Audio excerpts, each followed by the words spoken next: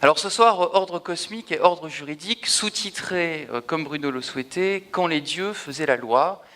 Parce que oui, pendant bien longtemps, pendant très longtemps, dans l'humanité, dans l'histoire de l'humanité, l'ordre, c'était avant tout un ordre divin.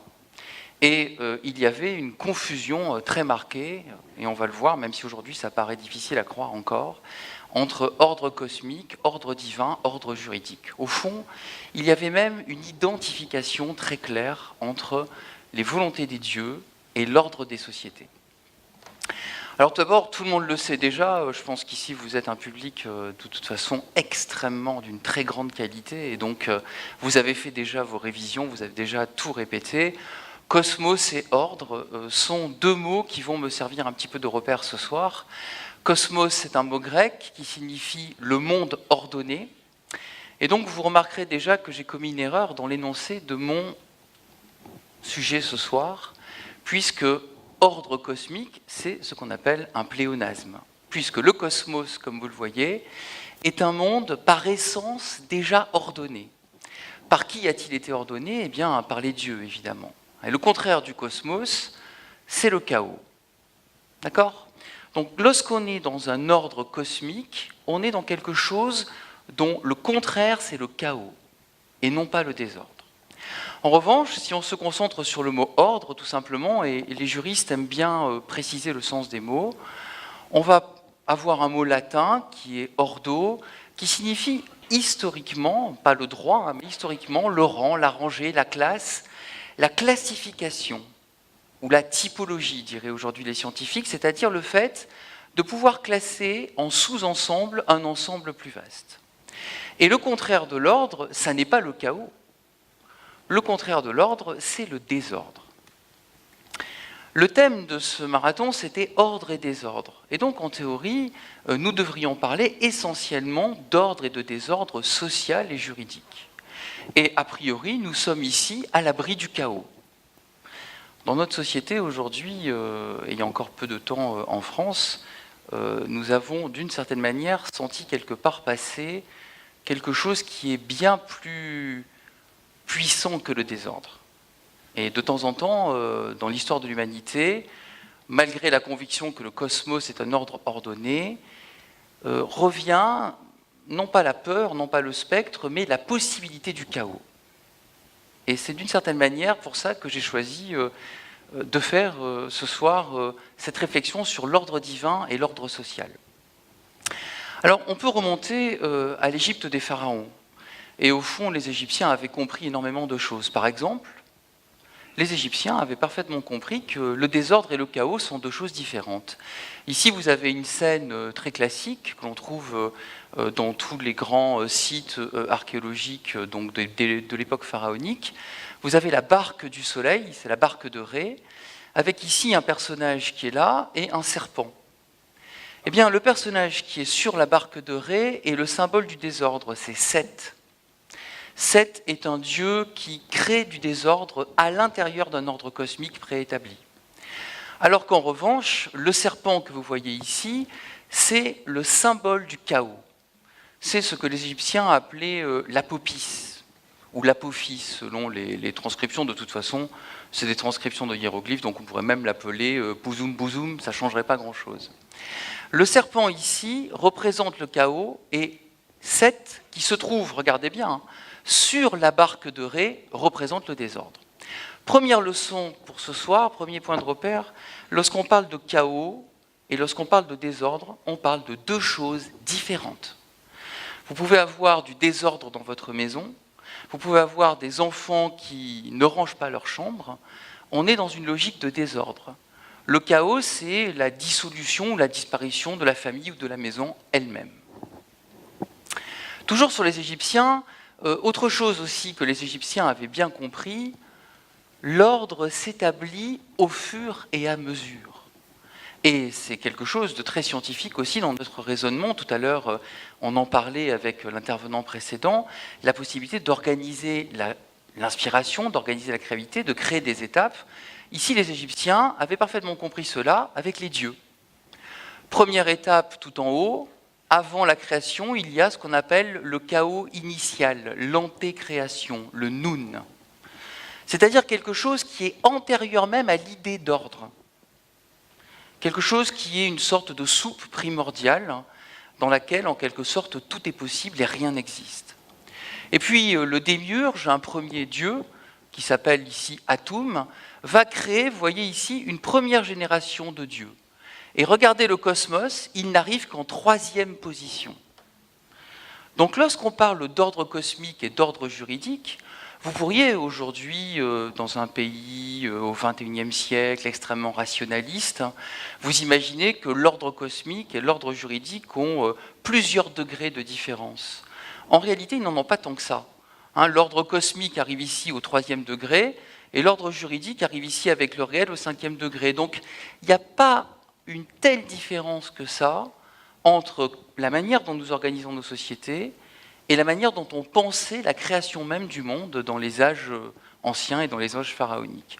Donc le cosmos apparaît ici à la 2e génération, puis apparaissent ensuite une 2e génération de cosmos, la Terre et le ciel, Geb et Nut, et enfin viennent les couples fondateurs de Dieu, Isis, Osiris, Seth et Nephthys, et enfin le roi, ici, et on arrive dans le réel.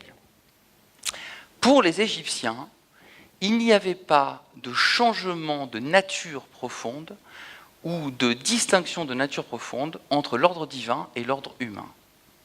Aujourd'hui, nous sommes en République laïque, nous sommes dans un monde qui, en tout cas en Occident, a fait la séparation entre l'Église et l'État, et vous savez très bien que lorsqu'un juriste prend une décision, que ce soit un notaire, un avocat, un juge, il ne la prend pas au nom de Dieu.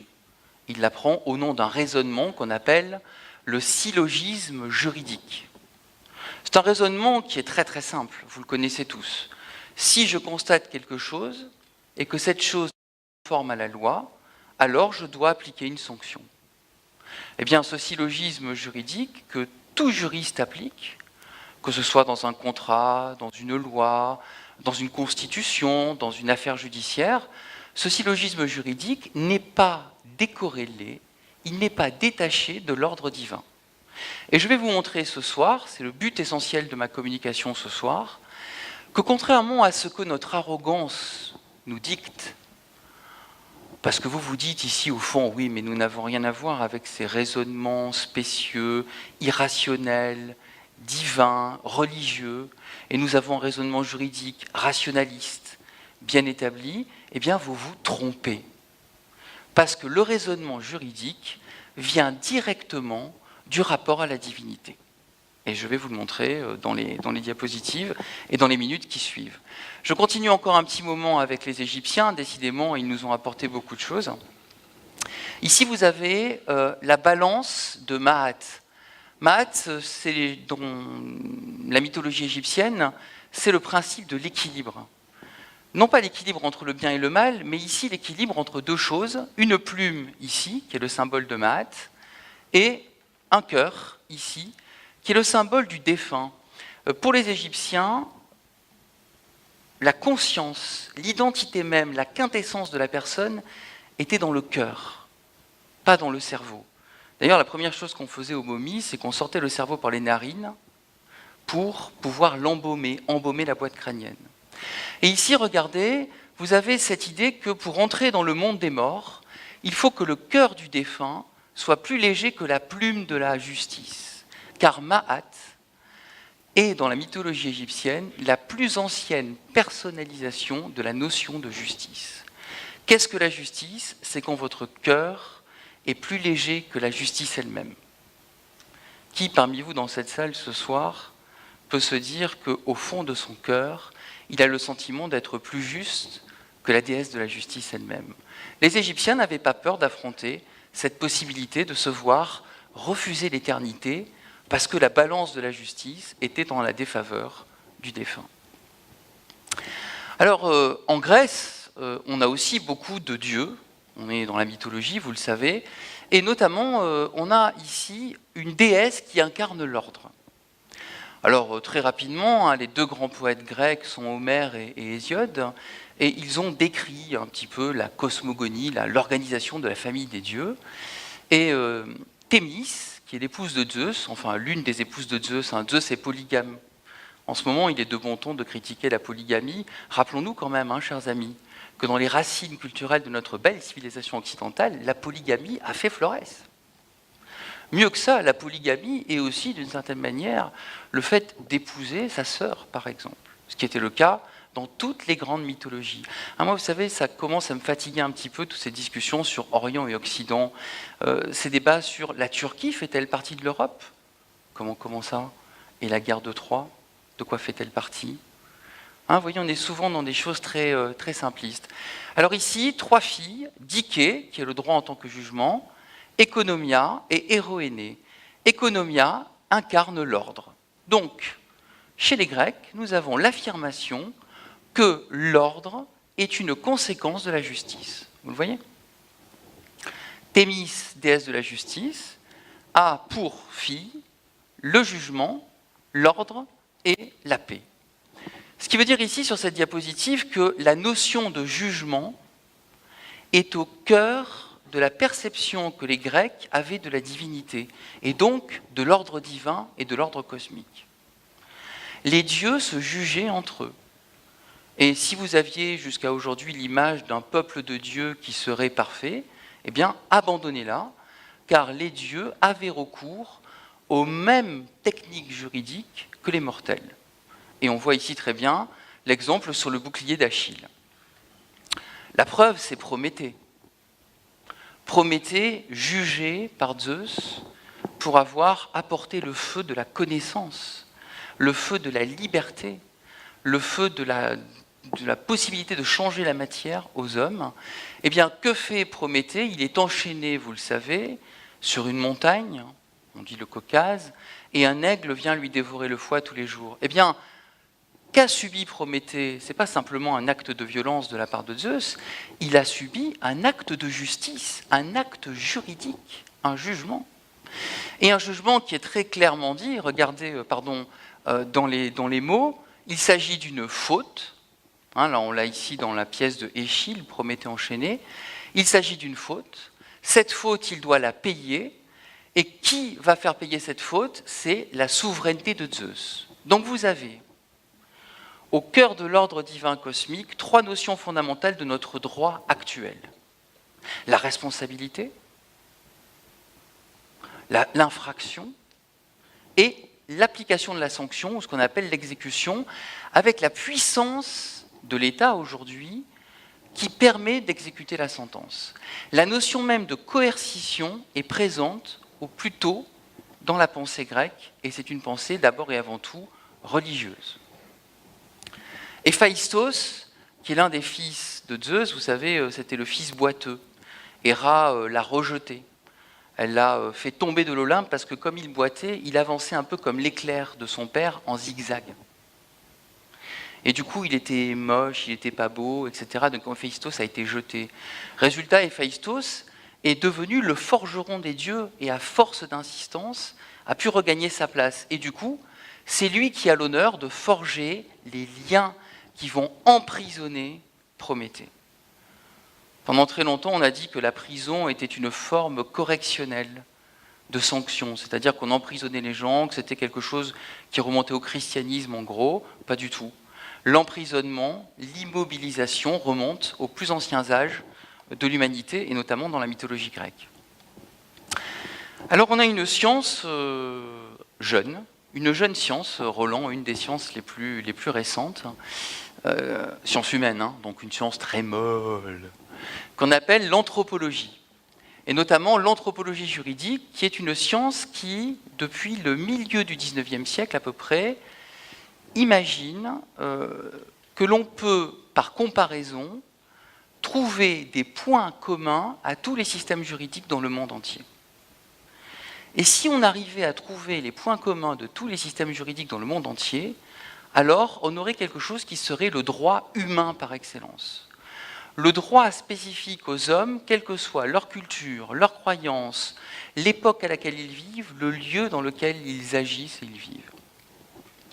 Cette anthropologie, contrairement à la physique, elle n'a pas du tout atteint son but. Elle existe depuis 150 ans et elle cherche encore à prouver et sa validité et l'accomplissement possible de son but. On n'a pas trouvé encore le plus petit dénominateur juridique humain. On n'a rien trouvé aujourd'hui qui soit commun à tous les systèmes juridiques, sauf un point peut-être, c'est que toute société a des règles d'organisation.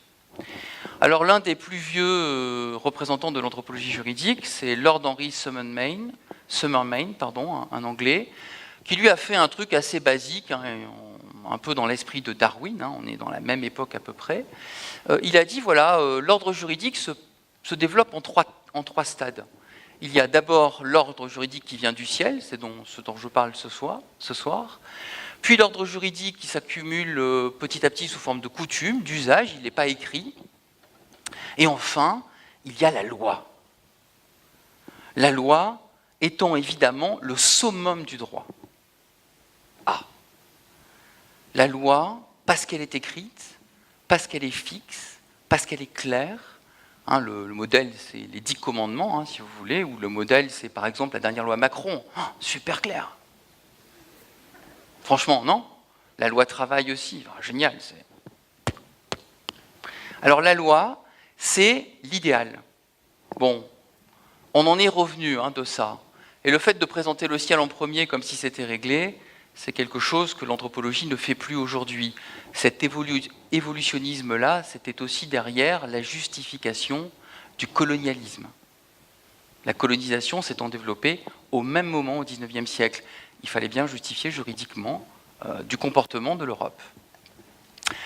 On a ensuite le fonctionnalisme, avec ici un auteur très intéressant qui s'appelle Bronislaw Malinowski.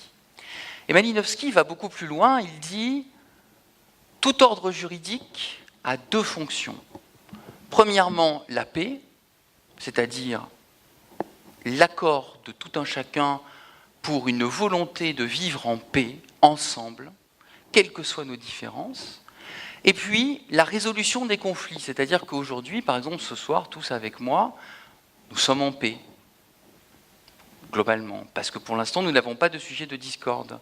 Mais si, par exemple, je viens prendre un ordinateur à l'un d'entre vous, ou s'il me prend l'envie de monter, embrasser n'importe qui là-haut, on va commencer à avoir des sujets de discorde. Et donc, même si on est en paix ensemble, on va avoir besoin de résolution des conflits, c'est-à-dire d'un jugement. Ce fonctionnalisme-là, les Grecs l'avaient parfaitement compris, puisque Thémis a 3 filles, le jugement, la paix et l'ordre. Donc on est ici en train de réinventer, en 1927, on réinvente par une science humaine ce que les Grecs avaient compris par la mythologie. Pour avoir une société qui tient, il faut à la fois une volonté de paix commune et une capacité à résoudre les conflits au cas par cas. Si on n'a que la paix commune sans résolution de conflits, ça s'appelle le totalitarisme. Et si on a une résolution des conflits sans paix commune, eh bien c'est le chaos. Il faut les deux. Et l'anthropologie, quelle brillante science, en 1927 le comprend des siècles et des millénaires après les Grecs.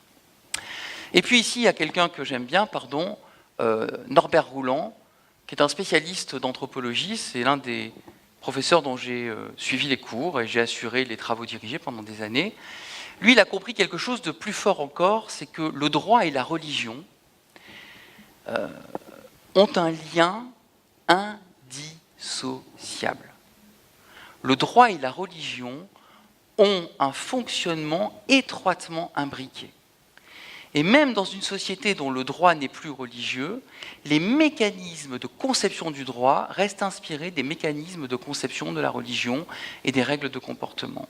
Sauf qu'il y a 2 grands cas, les polythéismes et les monothéismes. Nous sommes immergés dans un monde monothéiste. Qu'on parle d'islam, qu'on parle de christianisme, qu'on parle de judaïsme, on parle toujours d'un Dieu unique. Et dans notre esprit, tous, quelle que soit notre culture, nous avons la vague idée que les polythéismes, c'était les premiers âges de l'humanité, et que tout ça était bien amusant. Le dieu du tonnerre, le dieu des éclairs, le dieu de la foudre, le dieu des océans, tout ça c'est un peu ridicule, ça amuse les enfants, ça fait des dessins animés, de Walt Disney, tout ça, mais bon. En fait, on est bien arrogant. Parce que si on prenait le temps de regarder attentivement les monothéismes, on s'apercevrait qu'il y a des leçons que nous devrions aujourd'hui nous rappeler, et c'est le but de la deuxième partie de ma conférence de ce soir, c'est de vous les rappeler. Les polythéismes vont choisir plutôt un mode de résolution des conflits qu'on appelle la divination. Et ce qui m'intéresse dans la divination, c'est le raisonnement derrière. Et c'est ça que je voudrais vous faire sentir. Vous montrer que derrière la divination, il y a un raisonnement et la recherche d'un ordre extrêmement stable. Et puis, bien évidemment, les monothéismes, eux, ont enfanté la notion de législation, la notion de loi. La loi unique, c'est par exemple le Pentateuque, les 5 premiers livres de la Bible, avec notamment le Décalogue et tous les articles de loi que l'on retrouve aussi dans le Coran, ou qu'on retrouve aussi dans un certain nombre de dogmes classiques du christianisme, qui sont des règles de comportement. Alors, les juristes sont toujours appelés en 2 parties. Rassurez-vous, Bruno, rassure-toi, Jean-Marc, rassure-toi aussi. Je ne traiterai que la première partie, partant du principe que la deuxième partie, vous la connaissez mieux, sans doute, vous maîtrisez bien la notion de code et la notion de législation, puisque vous êtes immergés dedans. Ce que je vous demande de faire ce soir avec moi, c'est un changement de point de vue. Ce que je demande à tous ce soir de faire, et tout à l'heure je vous lirai un petit extrait de quelque chose qui nous est cher et que nous croyons avoir compris, c'est de vous placer dans la pensée d'un individu et d'une société qui vit à l'époque du polythéisme. Abandonnez l'idée que le monothéisme est la quintessence de la religion et replacez-vous dans l'idée que vous vivez dans un monde magique, un monde dans lequel il y a des centaines, même des milliers de dieux. Des dieux majeurs, des dieux mineurs, des dieux domestiques, des dieux de la famille. Des dieux que vous priez le soir dans vos pénates, quand vous rentrez chez vous.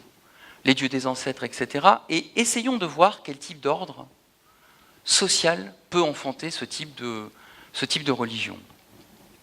Concentrons-nous donc pendant une vingtaine de minutes sur les devins et les présages. La divination, qu'est-ce que c'est? Eh bien, on est à Florence, on est en festival d'astronomie. La divination, c'est une lunette. C'est comme la lunette de Galilée.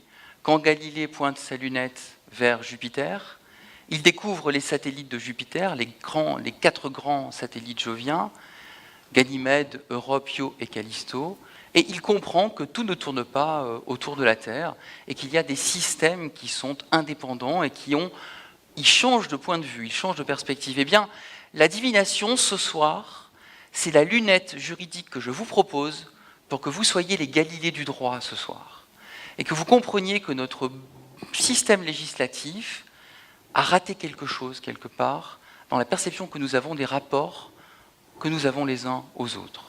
La lunette juridique ce soir, c'est la divination qui va nous amener en 3 temps, en 3 types de divination que je traiterai en une quinzaine de minutes.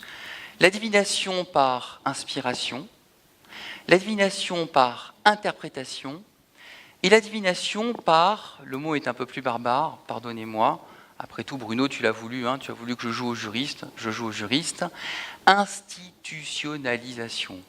Vous reconnaissez ce mot, ce sont des institutions. Les institutions de la Ve République, elles sont importantes. Qu'allons-nous faire avec nos institutions? Pourquoi avons-nous besoin d'institutions? Ce n'est pas un besoin récent, ça ne vient pas de la Révolution française, ça ne vient même pas du général de Gaulle. La notion d'institution, elle vient d'une époque où le monde était complètement marqué par la pluralité des dieux. Donc on va voir ces 3 types de divination, inspiration, interprétation et institutionnalisation. Quel type de droit auquel elle donne naissance et comment vous le percevez. Faites cet effort, vous n'êtes plus en France, vous n'êtes plus au XXIe siècle, vous n'êtes plus dans une société laïque où l'État est sacré et où la loi doit être obéie, vous êtes dans un monde complètement différent. Alors chez les Grecs, par exemple, il y avait, vous la connaissez tous, la Pythie de Delphes. La Pythie de Delphes, c'était cette femme qui était inspirée par le souffle divin d'Apollon et qui donnait des présages en répondant aux questions de ceux qui venaient la consulter. Alors, quand on consultait la Pythie, On ne consultait pas la Pythie pour savoir si la guerre en Syrie était utile et nécessaire, ou si la lutte contre le terrorisme est finalement le seul horizon de notre XXIe siècle. Non, on consultait la Pythie pour savoir si est-ce que je serais bien inspiré ce soir d'aller à la conférence d'Hugo Bellagamba et d'aller au marathon des sciences. La Pythie disait « Moi, tu vas peut-être te faire un peu chier. Moi, à ta place, j'irai pas. » Ou alors, est-ce que je peux épouser cette belle jeune femme étrusque qui m'a l'air absolument magnifique et qui va faire mon bonheur? Qu'en pense Apollon? Moi, ouais, peut-être que oui. Ça, c'est ce qu'on appelle la divination par inspiration. L'avenir est déjà écrit. Et pourquoi on consulte la Pythie? Pour en avoir une vision plus précise et plus lointaine. On ne pensait pas au libre arbitre à l'époque. Pour les Grecs, le cosmos, et comme la cité est le reflet du cosmos, tout est déterministe. Votre avenir est écrit dans les moindres lignes, et les dieux le connaissent. Simplement, vous n'en connaissez que les grandes lignes. Alors vous allez voir la Pythie pour avoir une vision plus précise. Vous n'allez pas voir pour lui dire « est-ce qu'il faut que je ?» Vous allez voir pour lui dire plutôt « si je fais ça, quelles vont être les conséquences ?» Mais que vous le fassiez ou pas, de toute façon, votre avenir est déjà écrit. Et la Pythie le sait, parce qu'elle est inspirée des dieux. Alors, l'idée, c'est que la cité fait partie du cosmos, et donc, l'ordre cosmique domine l'ordre juridique. L'ordre cosmique domine l'ordre juridique. Le droit n'est que la continuation de l'ordre du cosmos. Entre les Grecs et les Romains, en Italie, il y a un endroit assez sympa et un moment assez sympa qui est celui-là, Tarquinia ici. Vous voyez cette petite ville de Tarquinia? C'est l'un des sites où les archéologues, et l'archéologie est une science sérieuse, ont retrouvé les traces d'une civilisation qu'on pourrait qualifier, moi je dis des fois à mes étudiants en première année, hybride, intermédiaire, etc., mais qui est une civilisation à part entière qu'on appelle les Étrusques.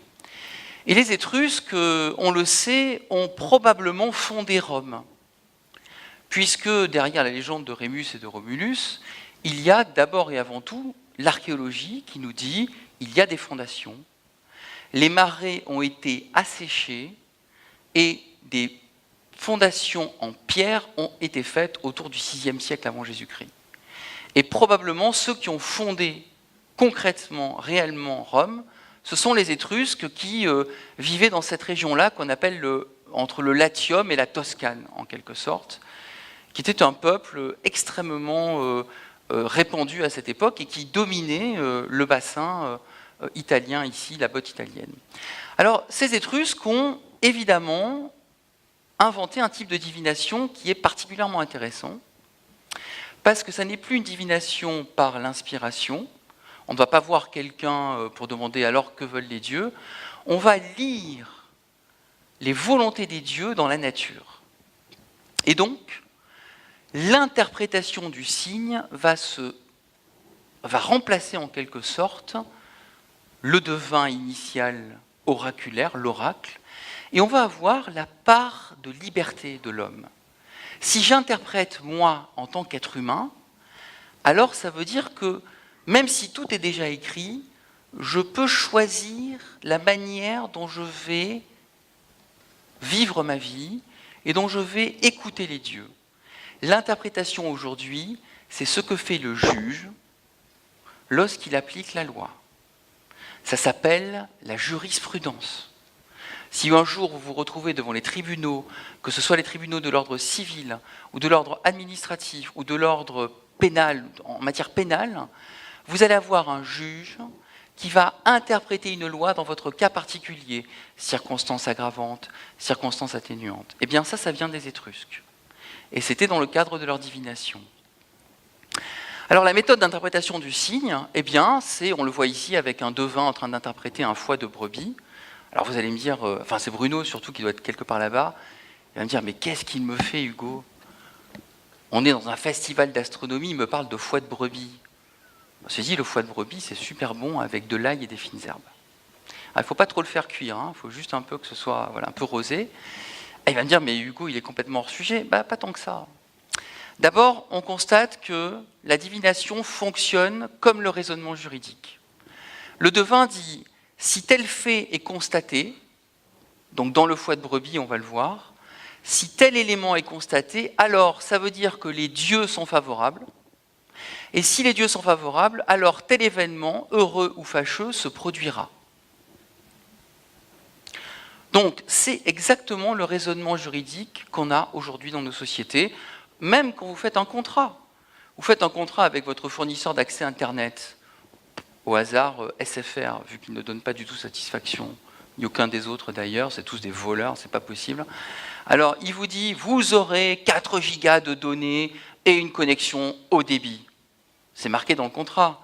Mais quand vous constatez, rentrez chez vous, que votre giga il n'est pas du tout fonctionnel et que votre connexion saute tout le temps, vous appelez en disant « et alors ?» Et alors, ce qui va se passer de fâcheux, c'est que je vais faire un procès. Puis bien sûr, vous allez boire une bière, vous ne faites jamais de procès, et c'est comme ça qu'ils gagnent de l'argent. L'espace et le temps jouent dans la divination un rôle essentiel. Les Étrusques avaient compris que, en observant, et c'est ce que faisaient les scientifiques depuis tout temps, les scientifiques observent, les Étrusques avaient compris qu'en observant, eh bien, on peut représenter le réel à partir de l'observation. Et ils avaient créé, vous voyez, une cartographie du ciel, une cartographie de la nature. Et cette cartographie de la nature, ils l'avaient répartie en côté positif, côté négatif, côté souterrain, côté céleste.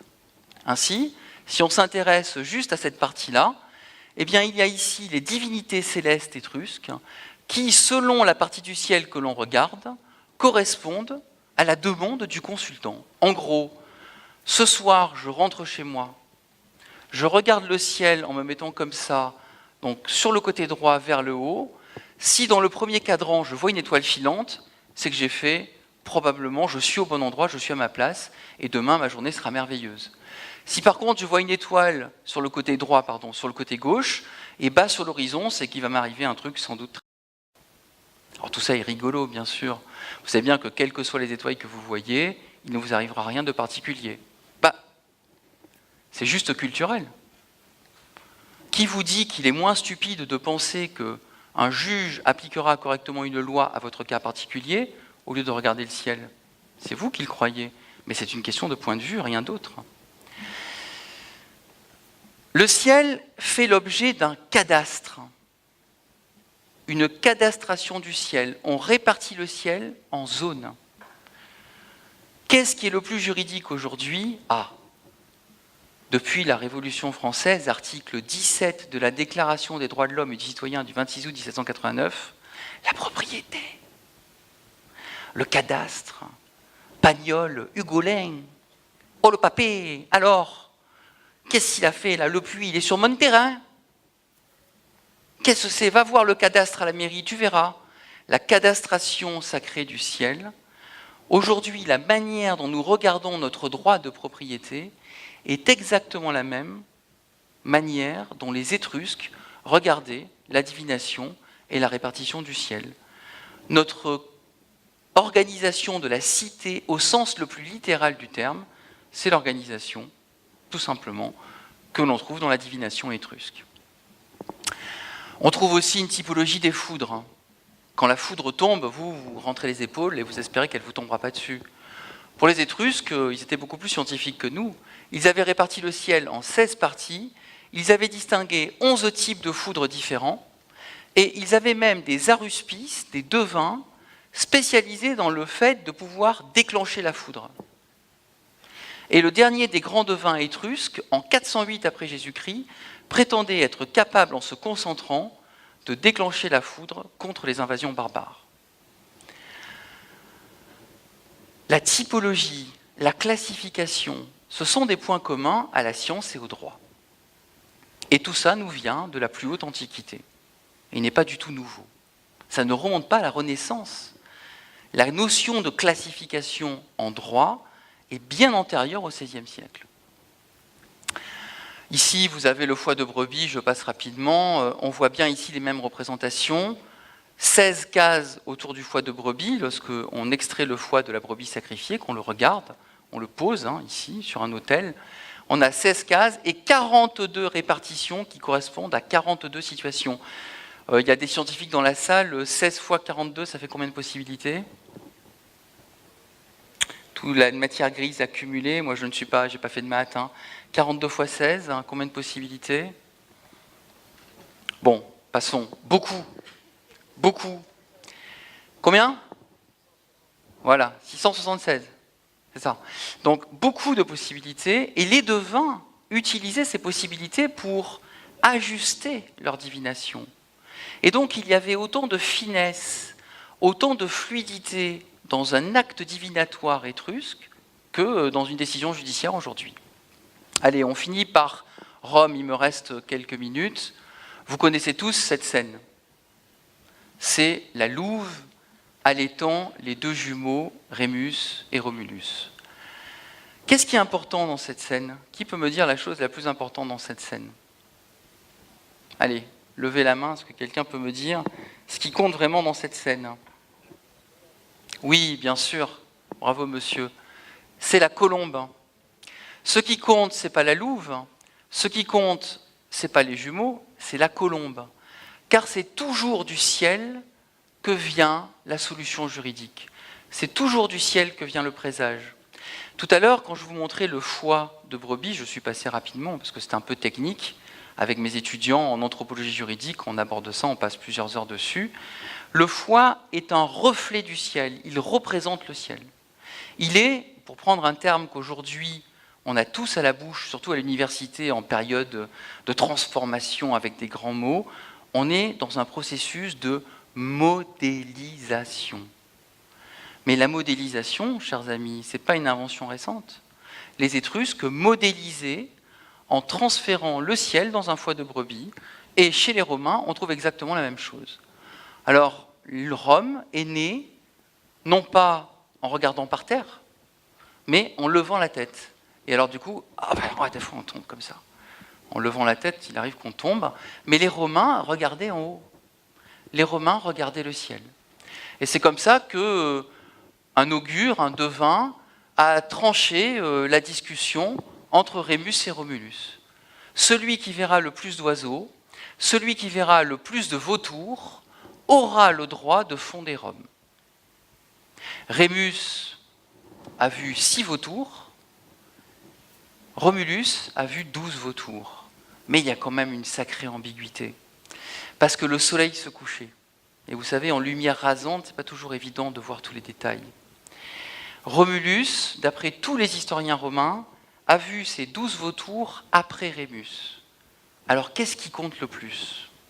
L'antériorité ou la quantité? Qu'est-ce qui fait qu'on a raison dans une jurisprudence aujourd'hui? Le nombre de cas qui tranchent dans le même sens ou le premier qu'on appelle un précédent? Qui va avoir la garde d'un enfant si, par exemple, il y a un divorce, etc. Comment fonctionne notre cerveau juridique? Exactement de la même manière que dans la légende de la fondation de Rome. On doit choisir une solution humaine et donc nécessairement imparfaite entre la quantité ou l'antériorité. C'est exactement ce qu'ont fait Rémus et Romulus. Alors, il ne me reste plus de temps, mais je me permettrai une dernière chose. Je vais demander au monsieur responsable de la lumière de baisser au maximum toutes les lumières. Et je vais vous faire un petit cadeau pour finir. On va s'arrêter là.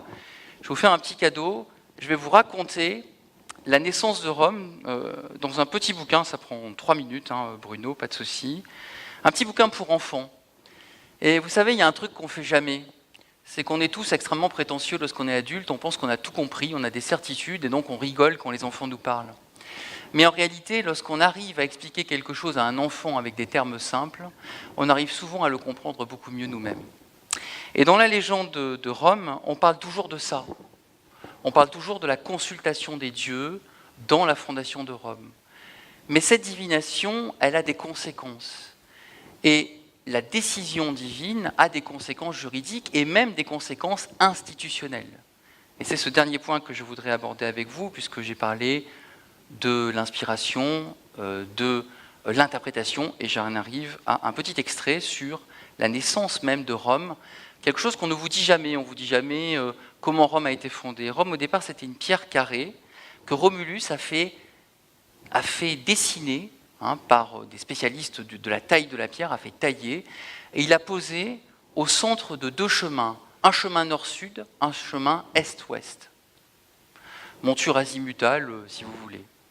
Et voilà ce qu'il se passe, il demande à tous les habitants de la région de venir. Ce furent les Italiques, les Étrusques, les Sabins. Ils passaient tous en chantant des hymnes de leurs bois, de leurs montagnes et de leurs plaines. Et ceux qui venaient de la côte apportèrent les chants de la mer. Tous, en chantant, ils jetaient leurs terres et leurs symboles dans le fossé de la pierre carrée de Rome. Et les prêtres les bénissaient. Quand tous les groupes de tous les habitants de tous les pays furent passés et eurent jeté la terre de leur pays dans le fossé de Rome, les prêtres et les guerriers entonnèrent un hymne solennel, priant les divinités du ciel et de la terre de bénir la ville nouvelle et de lui donner une vie longue et glorieuse. Le prince Romulus jeta le dernier une motte de la terre d'Albe dans le fossé. Et il reprit le chant avec les prêtres et les guerriers. Jupiter, père des hommes et des dieux, et toi Junon, leur mère, et toi Mars, qui protège la cité avec ta force et avec la vaillance que tu confères aux hommes, et toi Minerve, qui leur donne la sagesse, et toi Neptune, dieu de la mer et de toutes les eaux, et toi Vénus, qui amène au monde la beauté et qui fut mère d'aînée, le héros qui jadis aborda nos rivages et qui fut le père de notre race. Et toi Apollon, dieu du chant, et toi Bacchus, dieu de l'extase et de l'allégresse, qui amène au monde le vin à liqueur de la joie.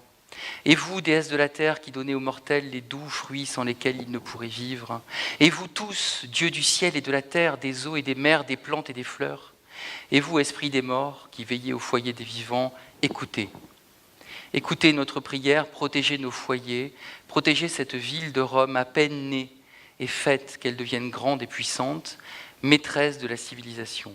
Ainsi chantèrent les prêtres, les guerriers et le prince. Puis tous se turent. Et alors, Servius et ses compagnons, Servius est un ancien esclave, soulevèrent la pierre carrée, au milieu du silence général, au point précis où se rencontraient les 2 routes, celle qui allait du levant au couchant et l'autre qui allait du septentrion au midi. Ils posèrent la grande pierre carrée, symbole de la naissance de Rome. Voilà, j'appelle monde le fossé autour de la pierre, parce que de nombreuses races sont venues de divers côtés et ont décidé de fonder ensemble la cité nouvelle. Et cette cité nouvelle, je l'appelle Rome, en priant encore les dieux de lui donner une vie longue et glorieuse. Alors, la fondation de Rome, ce n'est pas le triomphe d'une civilisation unitaire. Ces fameux Romains dont nous sommes les descendants, c'était avant tout une société extrêmement hétérogène et complexe et diverse et fondée sur l'adéquation entre l'ordre cosmique et le consentement de la société. Je vous remercie.